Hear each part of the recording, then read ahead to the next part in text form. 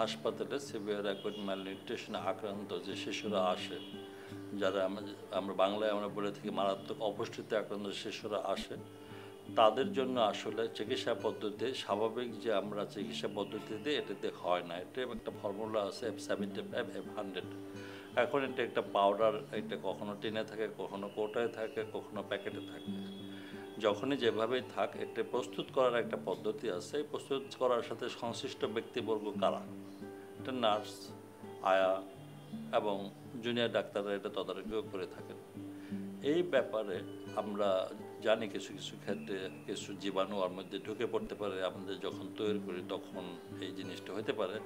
সেক্ষেত্রে আমাদের একটু যত্নশীল হতে হবে যাতে প্রস্তুতকৃত দুধে কোনো ধরনের জীবাণু না থাকে, নাম্বার ওয়ান। দ্বিতীয়ত যেটা হলো সেটা হলো যে আমরা জানি যে মারাত্মক অপুষ্টি বা স্যামে আক্রান্ত শিশুরা, ওদের রোগ প্রতিরোধ ক্ষমতা কম থাকে, এখানে জীবাণু ঢুকলে তারা আরও বেশি আক্রান্ত হবে। সে ব্যাপারে আমাদের একটু যত্নশীল হতে হবে যেন আর কোনো আক্রান্ত না হয় এবং শিশুগুলি যেন সুস্থ হয়ে বাড়ি ফিরে যেতে পারে। আমি আশা করছি F75 এবং F100 নিয়ে যে ডকুমেন্টারিটি তৈরি হচ্ছে সেই ডকুমেন্টারিটা আপনাদের উপকারিতে আসবে।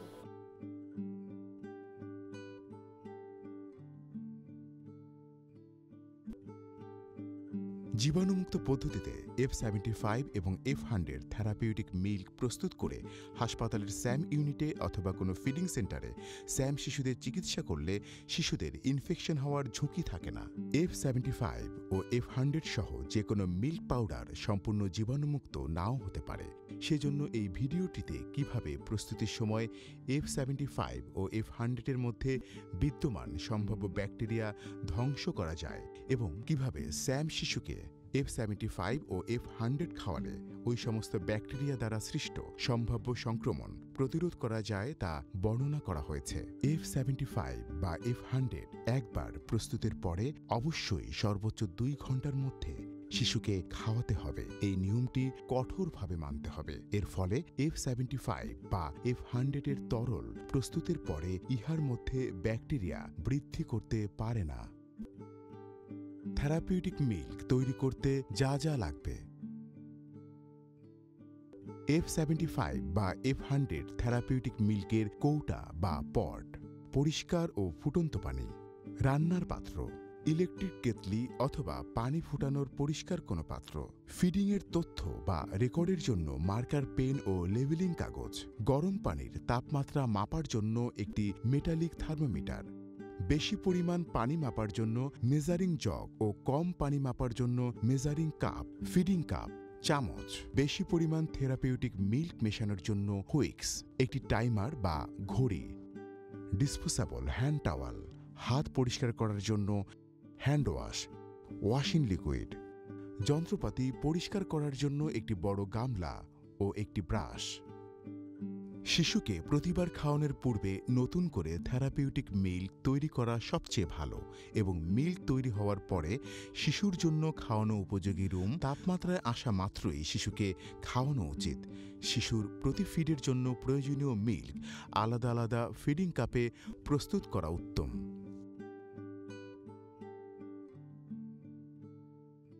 আসুন দেখি কিভাবে নিরাপদ ও স্বাস্থ্যসম্মতভাবে F75 ও F100 থেরাপিউটিক মিল্ক তৈরি করা যায়। এখানে উদাহরণস্বরূপ দেখানো হয়েছে কিভাবে 1 কাপ F75 ও F100 ফিড এবং একাধিক শিশুর জন্য F75 ফিড তৈরি করা যায়। 1 কাপ F75 থেরাপিউটিক মিল্ক তৈরির প্রণালী। প্রথমে থেরাপিউটিক মিল্ক প্রস্তুতের স্থান বা টেবিল পরিষ্কার ও জীবাণুমুক্ত করে নিতে হবে। এরপর সাবান ও নিরাপদ পানি দিয়ে হাত ধুয়ে নিতে হবে এবং পরিষ্কার কাপড় বা হ্যান্ড টাওয়েল দিয়ে হাত ভালোভাবে মুছে নিতে হবে। মেজারিং কাপ বা জগ ও ফিডিং কাপ পরিষ্কার ও গরম পানি দিয়ে ধুয়ে নিতে হবে। ব্যবহার্য সমস্ত যন্ত্রপাতি একটি বড় পাত্রে পানিতে ডুবিয়ে উহার ঢাকনা বন্ধ করে কমপক্ষে 2 মিনিট ধরে ফুটিয়ে জীবাণুমুক্ত করে নিতে হবে। গরম পানির মধ্য থেকে একটি জীবাণুমুক্ত চিমটা দিয়ে সাবধানে যন্ত্রপাতি তুলে নিয়ে পরিষ্কার কাপড় বা ডিসপোজেবল টাওয়াল দিয়ে মুছে নিতে হবে। থেরাপিউটিক মিল্ক প্রস্তুতির অনেকক্ষণ আগে যন্ত্রপাতি জীবাণুমুক্ত না করে প্রস্তুতির ঠিক পূর্বে জীবাণুমুক্ত করা উচিত। যদি জীবাণুমুক্ত যন্ত্রপাতি স্বল্প সময়ের মধ্যে ব্যবহারের প্রয়োজন না হয়, তবে যন্ত্রপাতি শুষ্ক স্থানে পরিষ্কার কাপড় বা টাওয়েল দিয়ে ঢেকে রাখতে হবে। এবারে WHO এর ফিডিং রেফারেন্স চার্ট থেকে দেখে নিতে হবে যে একটি নির্দিষ্ট ওজনের শিশুর জন্য কতটুকু থেরাপিউটিক মিল্ক প্রস্তুত করতে হবে। উদাহরণস্বরূপ চার্ট থেকে আমরা দেখতে পাই যদি কোনো স্যাম আক্রান্ত শিশুর ভর্তি ওজন 5 কেজি হয়, তবে প্রতি 2 ঘন্টার ফিডের জন্য ওই শিশুটির 55 মিলিলিটার F75 প্রয়োজন। এখন F75 এর কৌটা বা টিনের গায়ের নির্দেশনা অনুসারে আমরা দেখতে পাচ্ছি 55 মিলিলিটার F75 তৈরির জন্য 50 মিলিলিটার পানির প্রয়োজন। এবারে একটি ইলেকট্রিক কেটলিতে যথেষ্ট পরিমাণ পানি ফুটাতে হবে। যদি কেটলি অটোমেটিক সিস্টেমের হয়, তবে পানি ফুটে যাওয়ার পরে সুইচ আপনা আপনি বন্ধ হয়ে যাবে। এরপর ফুটানো পানি মেজারিং কাপে ঢেলে অল্প কিছুক্ষণ রেখে দিতে হবে। মনে রাখতে হবে যেন গরম পানির তাপমাত্রা 70 ডিগ্রি সেন্টিগ্রেডের নিচে না আসে। এজন্য একটি জীবাণুমুক্ত মেটালিক থার্মোমিটার দিয়ে মেপে নিশ্চিত হতে হবে। অথবা যদি থার্মোমিটার না থাকে, তবে পানি ফুটানোর পরে সর্বোচ্চ 3 থেকে 5 মিনিট অপেক্ষা করে F75 এর পাউডার মেশাতে হবে। এবার 50 মিলিলিটার গরম পানি মেজারিং কাপে ঢেলে নিতে হবে। পরিমাণ সঠিক হলো কিনা তা নিশ্চিত করার জন্য কাপের পানির উপরিভাগ চোখের সমান্তরাল রেখে পরীক্ষা করুন। এরপর মেজারিং কাপ থেকে ওই 50 মিলিলিটার পানি ফিডিং কাপে ঢেলে নিন।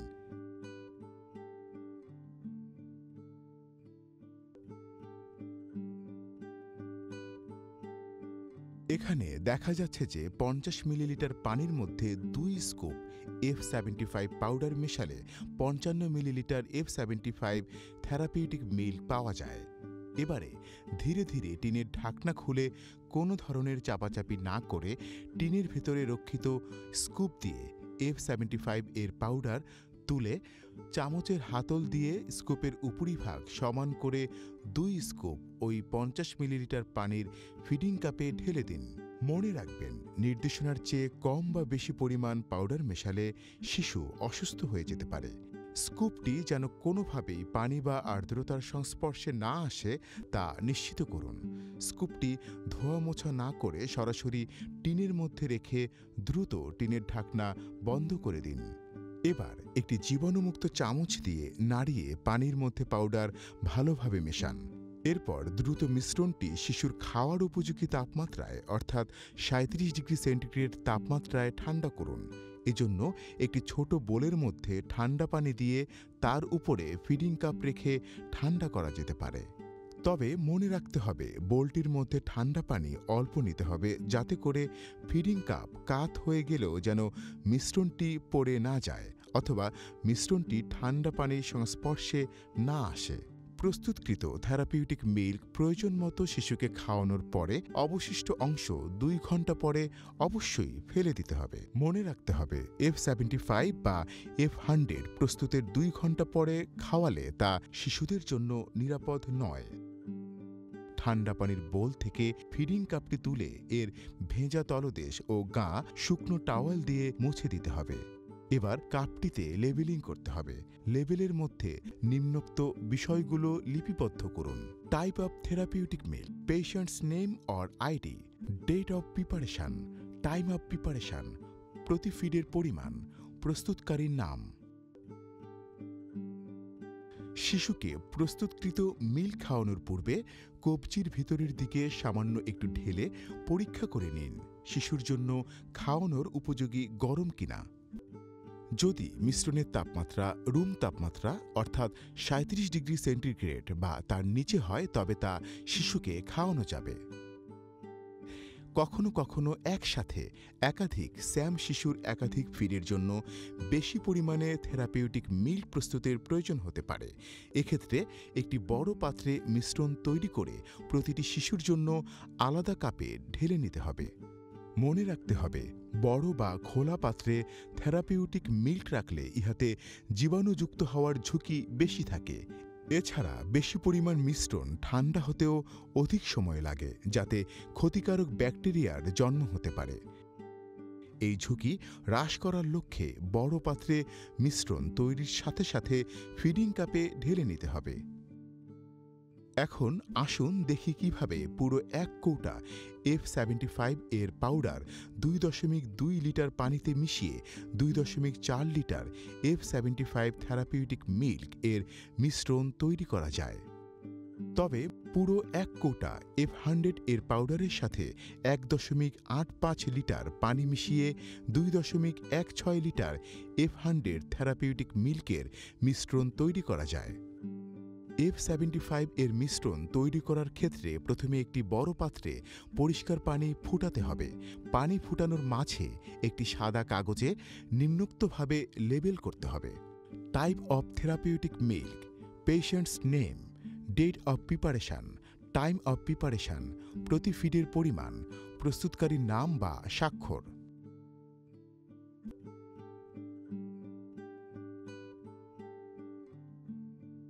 এবার 2.2 লিটার ফুটানো পানি মেজারিং কাপে ঢেলে নিয়ে কিছুক্ষণ অপেক্ষা করে মেটালিক থার্মোমিটার দিয়ে পানির তাপমাত্রা পরীক্ষা করে 70 ডিগ্রি সেন্টিগ্রেডের উপরে থাকলে 400 গ্রামের F75 এর পুরো কৌটা ওই পানিতে ঢেলে দিতে হবে এবং দ্রুত জীবাণুমুক্ত নাড়ানি দিয়ে ভালোভাবে মেশাতে হবে এবং মেশানো শেষ হওয়া মাত্রই আলাদা আলাদা ফিডিং কাপে ঢেলে নিতে হবে।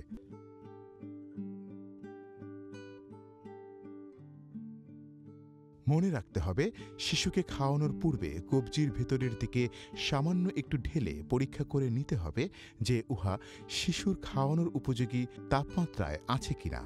প্রস্তুতকৃত থেরাপিউটিক মিল সর্বোচ্চ 2 ঘন্টার মধ্যে শিশুকে পরিমাণ মতো খাওয়ানোর পরে অবশিষ্ট অংশ অবশ্যই ফেলে দিতে হবে।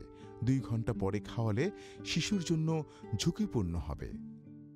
এবারে আমরা দেখব কিভাবে F100 থেরাপিউটিক মিল্কের মিশ্রণ তৈরি করা যায়। F100 থেরাপিউটিক মিল্ক প্রস্তুত প্রণালী F75 এর মতোই।